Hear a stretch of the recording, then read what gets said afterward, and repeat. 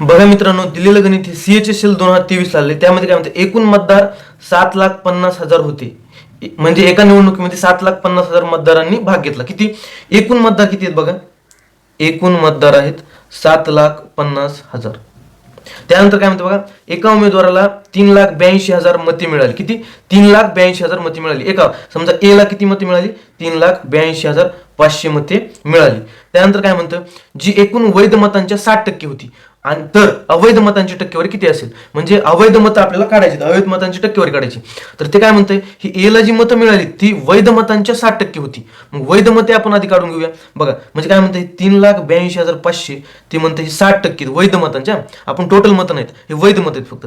तर 60%ची व्हॅल्यू एवढी आहे, तर 100%ची व्हॅल्यू आपण काढून घेऊया. 100% म्हणजे वैध मतं. बघा 60%ची व्हॅल्यू ही म्हणजे आपण काटाकाटी करूया. हा शून्य कटला, हा शून्य कटला, 6 1 6, 6 6 36, उरले 2, 6 3 18, उरले 4, 6 7 42, उरले 3, 6 5 30. म्हणजे बघा आता इथं कितीचा गुणाकार बसला, 6,375. मग इथं पण तेवढ्याच बसणार, 6,375. तर किती येईल हे 100 न गुणलं तर 63,750, नाही सॉरी 6,37,500. हे वैध मतं येतील. किती 6,37,500 हे वैध मतं आली. तर आपल्याला काय विचारले, अवैध मतांची टक्केवारी. तर पहिल्यांदा आपण वैध मतांची टक्केवारी काढू. वैध मतांची टक्केवारीतून 100 वजा केले तर आपल्याला अवैध मतांची टक्केवारी. बघा कशी काढायची, पूर्ण मतं किती 7,50,000 म्हणजे मतदार, तर किती येते 6,37,500. तर हे तर टक्केवारी काढायची आपल्याला, गुणिले 100. हे 2 शून्य कटले, हे 2 शून्य कटले, हे 2 शून्य कटले, हे 2 शून्य कटले.